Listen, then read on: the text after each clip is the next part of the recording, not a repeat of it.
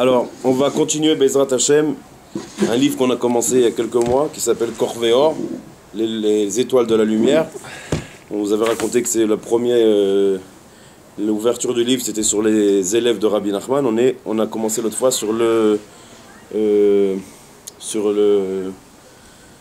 l'époque où Rabbi Nathan est né. Maintenant, c'était assez court. Aujourd'hui aussi, Bezrat Hashem, ça sera pas très long parce que c'est des petits trucs entre 20 et 30 minutes, comme dirait Yitzhak. L'idéal, c'est 25 minutes, parce qu'il travaille moins pour le faire monter sur le site, alors on va essayer de le faire 25 minutes. Alors ça marche comme ça. Et voilà, quand il était enfant, et quand il a commencé à être jeune homme de Rabbi Nathan, Nirsaf levavo la'avodat Hashem. Son cœur, il avait des envies de travailler le Dieu l'éternel. Kilo midrash ha'ikar ela ha'maaseh. L'essentiel, c'est pas le midrash. Le midrash, c'est ce qu'on parle. Et là, ça veut dire que l'essentiel, c'est pas ce que tu parles, c'est ce que tu fais. C'est ce qu'on dit comme si chez nous, celui qui parle beaucoup, d'habitude, il fait rien.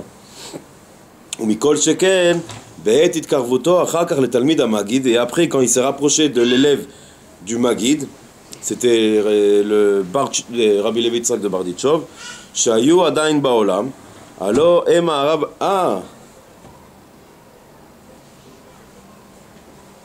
Alors Emma Arav Atzadik Rabbi Zouché qui s'est rapproché de Rabbi Zouché, et Arav Atzadik Rabbi Levi Yitzhak de Barditchev, et le Rav le Tzadik de Rabbi Levi Yitzhak de Barditchev, et le Rav Baruch Zal, et le Rav Gedalia Milinitz Zal, et Arav Atzadik Rabbi Shalom Zal, ou Shar Agdolim Zichronam Livracha. Il a donné tous les élèves qu'il y avait de cette époque où quand Rabbi Nathan il commençait à avoir son cœur qui cherchait le travail d'Hachem. Il y a une histoire qui raconte que, je ne sais pas si vous savez qui c'est Rabbi Zouché, mais Rabbi Zouché ils étaient deux frères, il y avait Rabbi Zouché et Rabbi Elimelech. Si vraiment vous voulez qu'on fasse un sur eux, c'est un truc magnifique. Tu sais qu'on devrait faire les tzadikim de l'époque. Et raconter un peu. L'histoire des tzadikim, il y a déjà là-bas. Ah, il existe. Yofi. Pour l'instant, il fait les talmids. Pour l'instant, il a attaqué les talmidim de Rabbi Nachman, Rabbi Nathan, et on verra après. Bon, mais quitte Rabbi Zouché, c'était quelqu'un qui était toujours caché. C'était un mec qui était une grandeur énorme, mais il était toujours caché. Il était dans des habits simples. Et il faisait tout ce qu'il faisait. Il se faisait, je sais pas si ça se dit, mais il se faisait du mal sur lui-même pour le peuple d'Israël. C'est-à-dire qu'il essayait d'enlever le mal d'Israël en prenant le mal sur lui. Et Rabbi Zouché, il y a des histoires qui sont sur son Chatzot. Chatzot, c'est à minuit. Qu'il faut se réveiller pour pleurer qu'on n'a pas de Beth Mikdash. Alors c'est marqué qu'un jour Rabbi Nathan était chez lui quand il s'est réveillé à Chatzot et il a vu son Chatzot. Et c'est marqué qu'il a vu son Chatzot, c'est-à-dire le Chatzot de Rabbi Zouché, c'était le Chatzot, tout le monde parlait de ça. Et après il est arrivé chez Rabbi Levi Yitzhak de Barditchov, il a entendu la Torah de Rabbi Levi, il a dit, mais il dit quand je suis arrivé chez Rabbeinu, quand j'ai vu Rabbeinu, c'était déjà quelque chose d'autre. C'est-à-dire, j'ai pas entendu ce qu'il dit, j'ai pas compris, mais quand je l'ai vu, j'ai compris que c'était un autre monde. Chas v'shalom, ça veut pas dire que les autres ils sont nazes. On fait pas, c'est ce qu'on a dit hier, on a étudié, on fait pas de concours. Le monde tzaddik, il est plus grand que le tien. On a dit que dans le ciel, ça n'existe pas ça. Dans le ciel, il y a pas de concours, c'est pas comme aujourd'hui. C'est comme j'avais dit, peut-être que je l'ai même dit dans un sur. Par contre, sur l'époque des Grecs, c'est l'époque de Hanouka, la dernière fête qu'on avait, que les Grecs, ils ont pas dit on va tuer le peuple d'Israël. Qu'est-ce qu'ils ont dit les Grecs? Ils ont dit écoutez, vous pouvez rester vivre dans ce monde, le monde il vous appartient, vous faites ce que vous voulez, mais il faut que vous deveniez comme nous. Et c'est quoi ce qu'on veut faire nous? C'est le sport, c'est le théâtre, c'est la philosophie, l'étude. Maintenant tout ça c'est quoi en fait? C'est sciences. C'est le concours. Qui c'est qui va être plus fort que qui c'est qui va aller plus loin que l'autre, qui c'est qui va réussir à réussir mieux que l'autre. Et ça n'existe pas chez nous. Chez nous, c'est voilà ce que tu dois faire, fais-le, toi, le meilleur que tu peux, toi. Il n'y aura aucune note à la fin.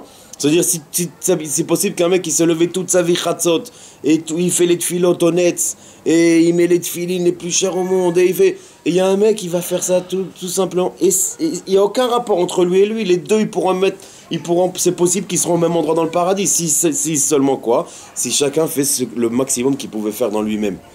Et c'est pour ça qu'il n'y a pas de concours entre les tzadikim, lui il est plus fort que l'autre. Surtout que celui qui est éduqué un peu, il comprend que le monde il est construit comme une pyramide. C'est-à-dire qu'en haut, Hachem il a mis quelqu'un qui lui dit écoute, tu vas t'occuper de ce monde parce que je veux que toi, tu vas réussir à travailler, que ce monde-là, il continue à marcher comme j'ai besoin moi. Hachem, il va lui donner toutes les règles et toutes les forces qu'il a besoin, parce qu'un tzaddik, sans la force d'Hachem, il peut rien faire. D'accord? Il ne faut pas croire, chas v'shalom, parce que des fois, ça peut s'entendre comme ça. Il ne faut pas croire qu'on vous parle d'un tzaddik, et Hachem, il est...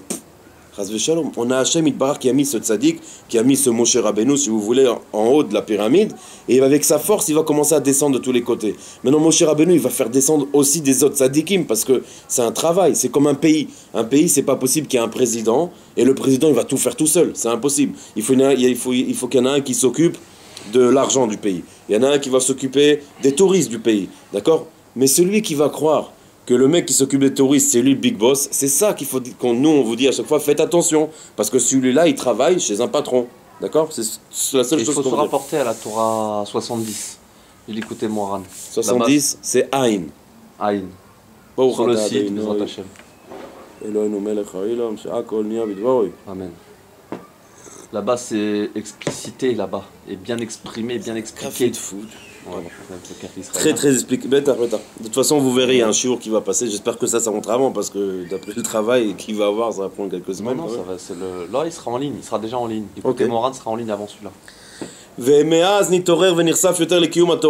Et depuis qu'il a commencé, Rabbi Nathan a tourné entre tous ces chassidim, tous les tzadikim qu'on vient de rappeler leur nom, il a commencé à avoir encore plus l'envie de la Torah, l'envie de travailler. Ki badavar hazeh nitlu yoter tzadikim kdoshim שהיו מצד הבעל שם טוב והמגיד זיכרונו לברכה. Parce que quand tu vas commencer à tourner entre ces élèves-là du Baal Shem Tov et du Magid, alors c'est automatiquement, si tu cherches la vérité, tu auras plus envie de travailler, tu auras plus envie de chercher. ומאז היה השתוקקות וכיסופיו להשם יתברך גדול ונפלא מאוד. Et puis depuis ce temps-là, il avait des ishtok-ekut, des envies, des kisufim, et des très grands kisufim, de se rapprocher d'Hachem, de se rapprocher du Dieu éternel. Des languissements. Des languissements. Aval me'otzem idgarut hakoach hamonea ve'amadiach bechol madrega ve'madrega. Mais la force qu'il y avait, le monea, de l'empêcher, d'accord, dans chaque étage, de chaque étage qui va monter pour aller vers Hachem, chaque étage, il faut savoir qu'il y a une autre force qui va essayer de te baisser, de rebaisser, de te remettre en bas. Et chaque personne qui est plus grand que son ami, son Yetzer Hara aussi, il est plus grand que lui. Mais c'est marqué que le Yetzer Hara, il est prêt à laisser tout le monde faire ce qu'ils veulent, et seulement le Talmid Chacham ne veut pas le laisser. C'est-à-dire que même, il y a un endroit où Rabbeinu il dit à ses élèves au Sirot Haran, il fait, mais qu'est-ce que vous croyez que le Yetzer Hara, vous me parlez toujours le Yetzer Hara, mais le Yetzer Hara, il vous connaît même pas, il dit Rabbeinu. Vous, ce que vous avez, c'est pas un Yetzer Hara. Vous, ce que vous avez, c'est ce qui s'appelle un Ruach Shtut. C'est un vent de bêtises. De folie. De folie. Ça veut dire qu'il y a un vent maintenant où vous dites, oh, je vais faire un truc. Mais le Yetzer Hara, il travaille qu'avec les tzadikim, enfin contre les tzadikim si vous voulez. D'un autre côté, le tzadik, il est content parce que un tzadik, quand il sait qu'il a un Yetzer Hara, ça veut dire que grâce à ce Yetzer Hara, je pourrais me rapprocher plus d'Hachem. Nous, aujourd'hui, quand on voit le Yetzer Hara, oh non. Il faut savoir que quand on a un Yetzer Hara, c'est la possibilité que Hachem nous a donnée. C'est comme je ne sais pas si je vais dire le nom comme il faut, il y a une perche. Il y avait un sport, je me rappelle quand j'étais petit, il y avait un sport où les mecs ils avaient un bâton et ils montaient comme ça. Maintenant le bâton, le mec, il va courir avec pendant 2-3 mètres. Maintenant c'est un bâton énorme, ça veut dire que ça te dérange le bâton, c'est le Yetzer Hara. Mais si tu vas bien t'en servir du bâton, tu vas passer en haut. Exact. Ça veut dire qu'en fait, grâce au Yetzer Hara, tu pourras monter plus haut. Bezrat Hashem. Alken ala veyarad ba'aliot veyeridot rabot. Alors Rabbi Nathan, on parle de Rabbi Nathan, on ne parle pas d'un rigolo. Il est monté et descendu, beaucoup de montées et beaucoup de descentes. Becholet ve'ait, dans chaque temps et dans chaque temps. Va'ya kaché alav meod, et c'était dur pour lui. Kol davar shebakdusha sheratza lashot, à chaque fois qu'il voulait faire quelque chose dans la Kdusha, c'était dur pour lui.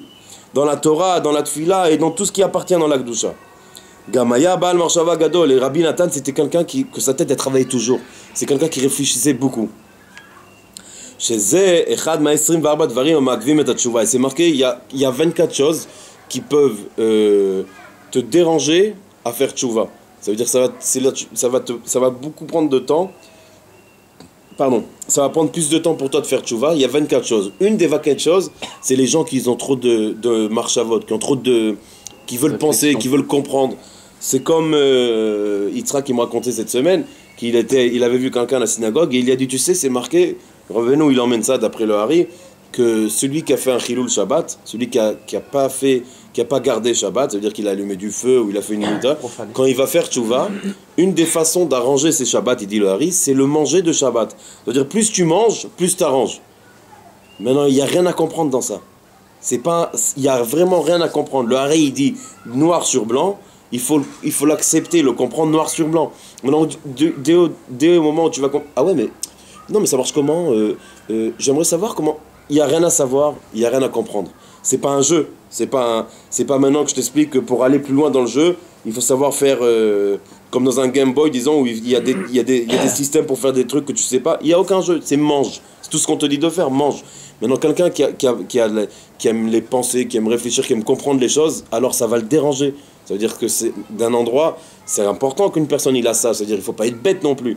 Mais la marshava, quand Rabbi Nathan dit quand c'est marqué que c'est un des trucs qui te dérange, c'est la marshava qui est moi je veux tout comprendre. Je suis prêt à tout faire, mais d'abord j'aimerais qu'on m'explique. D'accord? Il y a des choses qu'on peut expliquer, il y a des choses qu'on n'explique pas, des choses qu'il faut accepter comme ils sont. C'est comme un appareil, une caméra, d'accord? Si elle n'a pas de batterie, eh ben, il y a rien à comprendre, elle ne marchera pas. D'accord? Au moment où tu vas la brancher dans l'électricité, ça y est, maintenant tu pourras comprendre comment ça marche le bouton, comment ça marche. Mais le début, c'est quoi? Le début, c'est qu'il n'y a rien à comprendre. D'abord, branche-moi dans l'électricité, et après, il y a des choses que je vais commencer à comprendre. Velo yada lechol anal shum etzav etachbula. Et Rabbi Nathan, il ne savait pas quoi faire, aucune chose, comment faire, mala asot, qui gvar, avec tous ces pensées-là, qui gvar bachan venasa le kama tzadikim, parce qu'il est déjà allé vérifier, et il est allé voir plusieurs tzadikim, des vrais tzadikim, shayu beoto haed, qui étaient dans cette époque-là, c'est pas aujourd'hui, c'est il y a 200 ans, c'est quand il y avait tous les élèves du Baal Shem Tov. Avalo o ilulo klal, mais ça l'a pas aidé du tout. Velo yalo mehem shum toelet mise, et il n'a pas reçu aucune toelet, toelet, c'est... Personne lui a donné quelque chose qui a réussi à le faire monter sur ça ou se servir de ça. Toelet, c'est se servir de ça. Ve'im bechol zot aya merutze linso alem. Aval mechamat shaviv ayam. Alors, il a dit, bon, c'est pas grave, j'ai pas encore reçu ma réponse, mais j'aime aller chez ces gens-là. J'aime aller chez ces tzadikim parce que je ressens quelque chose. C'est des tzadikim, c'est pas des rigolos. Alors il dit aval, mais mechamat shaviv ayam mitzad mitnagdim. Comme son père à lui, il faisait partie des mitnagdim, des gens qui étaient contre la chassidoute. Al kol hachavraya akdosha. Il était contre tous les élèves du Baal Shem Tov, tous. Et son beau-père aussi, il était un grand mitnaged. Parce que dans cette époque-là, il y avait encore le bruit de la machloket, comment on dit machloket? Des disputes. Ouais, mais c'est pas... Comment on explique que c'est pas des disputes, c'est pas des... Enfin, c'est de la controverse. Controverse, d'accord. Dispute, controverse, contre les chassidim. Que eux, ils couraient après ceux qui voulaient se rapprocher des élèves du Maggid de Mezrich, la suite du Baal Shem Tov.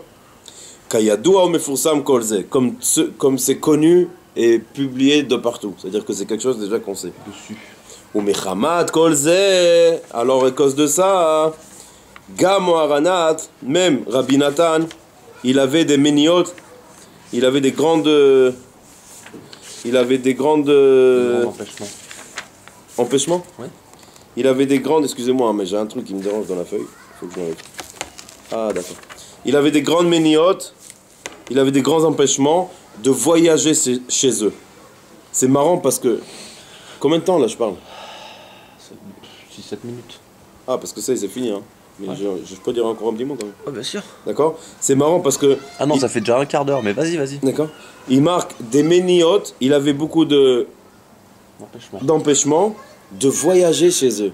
En fait, il n'y a pas que le voyage qui est chez eux qui est empêchement, parce que s'il voulait étudier ses livres, il ne pouvait pas non plus. S'il voulait parler d'eux dans la maison, son père, il voulait pas. Alors pourquoi il parle de voyager?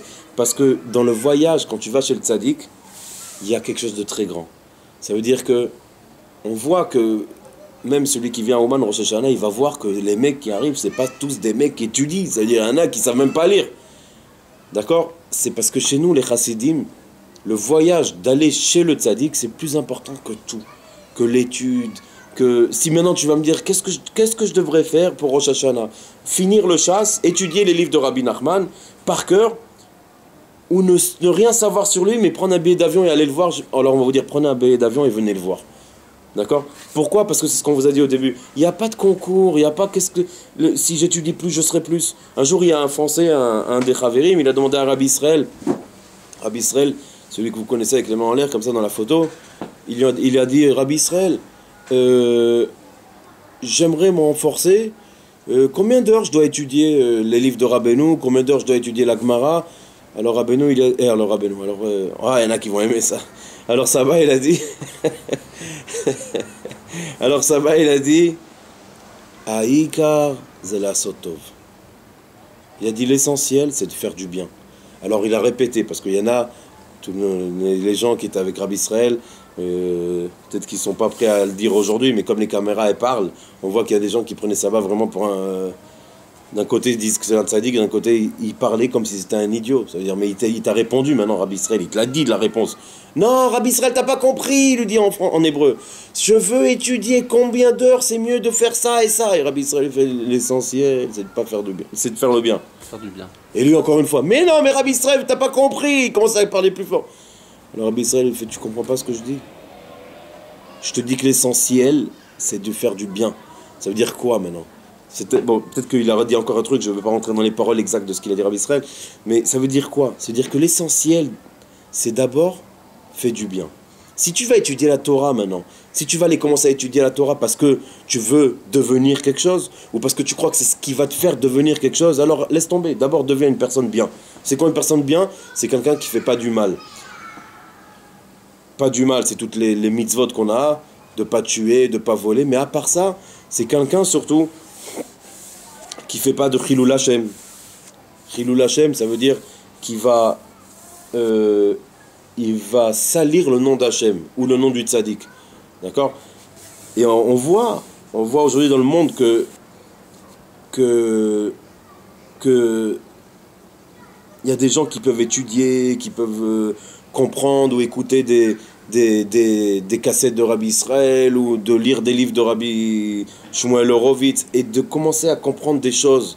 Et parce que tu étudies, tu es quelqu'un, tu commences à grandir dans Rabbeinu, alors tu peux te permettre de prendre la phrase qu'il a écrite dans cette lettre-là et la mettre dans la discussion qu'il a mis là. Et puis tu comprends que 5 et 5, ça fait 10. D'accord? Et on voit que c'est pas ce qu'il a dit Rabbi Israël, c'est pas ce qu'il nous a appris Rabbeinu. Rabbeinu dit d'abord faites du bien. C'est pour ça qu'il y a marqué que sur le chilul, quelqu'un qui fait du chilul Hashem, c'est très dur à pardonner. Et le chilul du Shem HaTzadik, Hashem, il est même pas prêt à pardonner. Quelqu'un qui salit le nom du tzaddik, mais c'est très grave. Ça veut dire que maintenant, moi, si j'essaye de me rapprocher de ce tzaddik, s'il y a des gens qui savent que moi, je suis l'élève de Rabbi Nachman, ça veut dire qu'il faut que je fasse très, très attention. Qu'est-ce que je vais dire? Qu'est-ce que je vais faire? Je sais que on nous l'a appris quand on était enfant. Je me rappelle toujours, ma mère m'a dit, mon fils, les voisins, ils nous connaissent, n'oublie pas que tu représentes notre famille. D'accord? Maintenant, c'est quelque chose de vrai. C'est quelque chose qu'on nous a donné dans... Et c'est pas quelque chose... C'est pas maintenant, je vais me conduire parce que le monde, il veut que je me conduise. Il faut que tu sois ce que tu dois être. Mais fais du bien. Et le voyage du tzaddik, c'est une des choses les plus importantes. Et c'est pour ça que tous ceux qui ont essayé de voyager et qui n'ont pas encore réussi, ils peuvent comprendre de quoi je parle.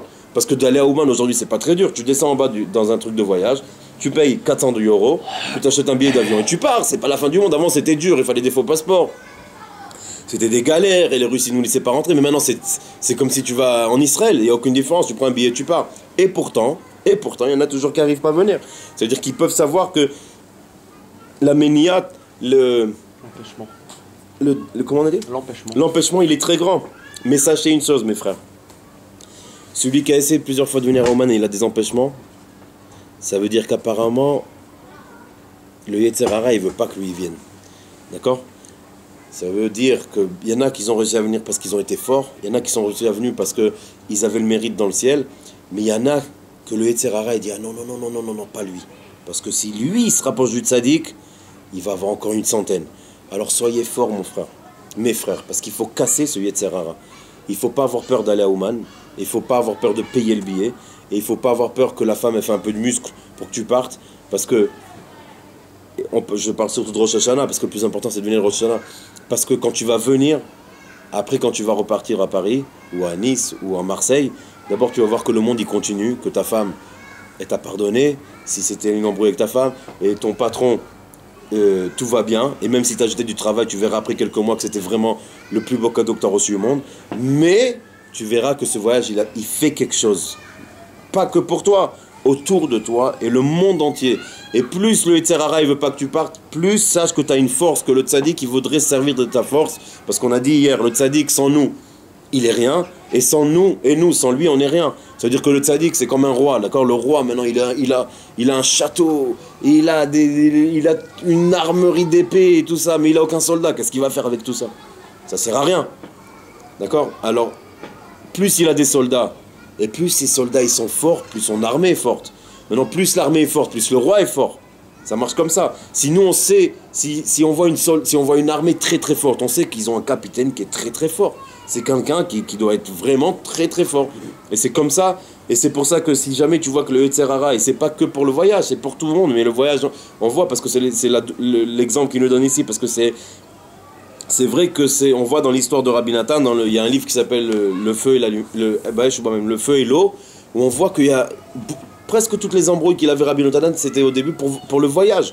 Et sa femme voulait pas, et son beau-père il voulait pas, mais il est arrivé à ce qu'il est arrivé Rabbi Nathan, parce qu'il est parti chez Rabbeinu quand même. Il n'a pas eu peur, il a combattu, c'était un combattant Rabbi Nathan. C'est pas que Bezrat Hashem, que nous tous on soit des combattants comme Rabbi Nathan. Chacun dans l'endroit où il a besoin. Je vais finir. Rakafal Pichen, Imaya Margish, Shehem Moilim, Lo Lavodat Hashem, Lo Aya Mistakel al Shum Minia. Mais, il dit, voilà, tu vois, là il te donne en plus le cachet. Il te dit, c'est quoi le cachet? Si lui il ressentait qu'ils allaient l'aider, ces tzadikim qu'il allait les voir dans le travail d'Hachem, ça ne le dérangeait rien. Il ne regardait aucune ménia, il ne regardait aucune chose qui le dérangeait de s'approcher, et il allait Bezrat Hachem. Et puis la preuve, c'est que comme il n'a pas regardé personne, il est arrivé, il est devenu Rabbi Nathan qu'on connaît aujourd'hui. Celui qui ne connaît pas Breslev et qui nous regarde pour la première fois, sachez que tout ce qu'on a aujourd'hui de Rabbi Nachman dans le monde, c'est grâce à Rabbi Nathan de Breslev. Bon, avant qu'on finisse, j'aimerais vous dire quelque chose d'autre. Parce que moi, je vais vous dire la vérité, j'ai envie que la Géoula, elle arrive. Amen. Hein. Et j'ai envie que le Mashiach, il arrive. Amen. Alors je vais faire mon travail. Parce que Moshe, mon choutaf, ta chavruta. Ouais, ma chavruta du mardi, il n'est pas là, mais il sait de quoi je parle, alors il va c'est pas Mircea Shmuel, c'est de Kitvé Rabbi Israël. Il va comprendre quand je parle. Mes frères, vous voyez ça? Ça c'est Aesh Elituka d'Adbiat HaMashiach, Keren Rabbi Israël. Keren Rabbi Israël, c'est la diffusion des livres de Rabbi Nachman de Breslev, d'accord? Ça peut faire bouger, pour pas faire peur à personne. Il y a une roue, d'accord? Cette roue, c'est ce qui va faire finir le monde. D'accord? Maintenant, c'est comme une montre. La roue, elle tourne, tac, tac. Et un jour, elle va faire tac, et tout se finira. Plus ces livres ils seront diffusés au monde, plus la roue, elle bougera vite.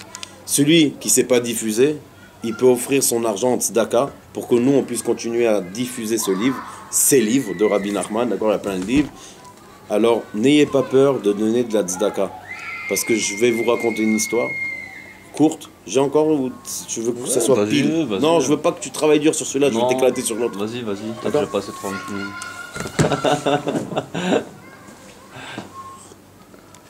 Il y a une histoire, je vais la raconter, je vais la couper parce qu'on n'a pas le temps, d'accord?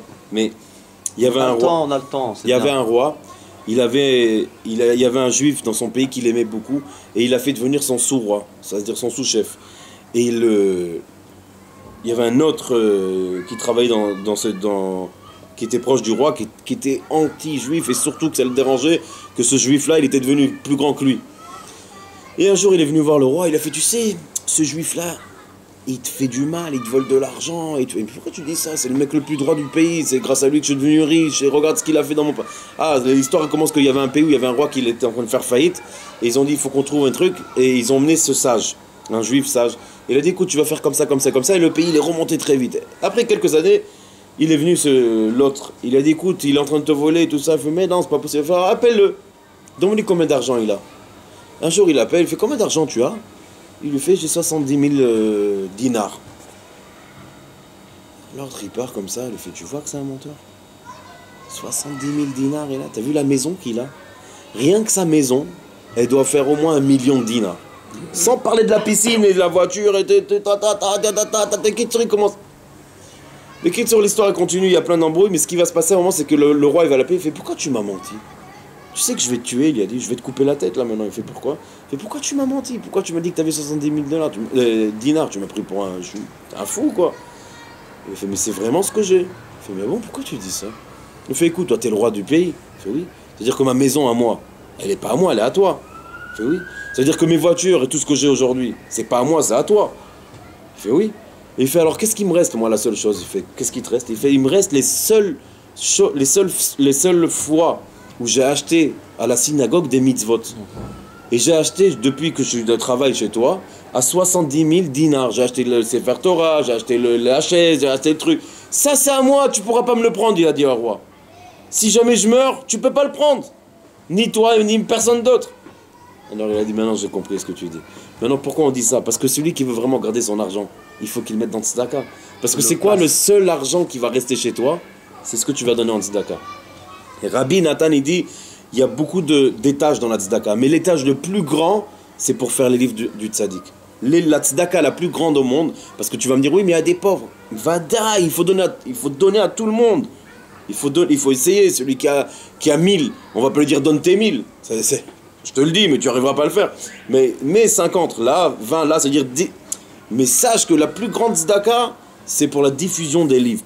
Maintenant, tu vas me dire, mais ouais, mais le mec, il a rien à manger maintenant à la maison. C'est plus grand que de faire un livre, tu vas me dire. C'est le livre. Ça, c'est ce qui s'appelle le manger de notre âme. Ça peut prendre une personne qui est finie.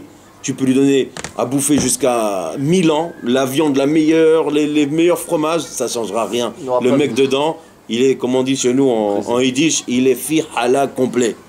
Il est brisé. Ça, c'est ce qui va l'aider. Voilà, il est brisé. Alors ça, c'est mieux que le manger, c'est mieux que tout. Mais comme on sait qu'il y en a qui ont besoin de manger, c'est chas v'shalom, on ne dit pas ne pas donner. Donnez à tout le monde, mais sauvez votre argent et sauvez votre âme avec la tzedaka. Vous pouvez le faire sur le site. Il y a un petit carré où il y a marqué dessus Tzedaka de Rabbi Nachman. Tzedaka de Rabbi Nachman. Paypal. Et Bezrat Hashem. On en fera bon usage. Non, c'est le tzaddik qui va faire. Ça, on parlait de ça hier, que chez le tzaddik après il fait ce qu'il veut avec votre argent. Peut-être qu'il va faire les feuilles, peut-être qu'il va faire la couverture du livre, peut-être qu'il va faire une meilleure caméra pour que les chiours ils soient mieux, pour que vous voyez mieux, et pour que vous voyez cette beauté de la personne qui parle devant vous. Non, c'était pas vrai. Allez, nanar, que des bonnes nouvelles, mes amis. Amen. Chazak u'Baruch.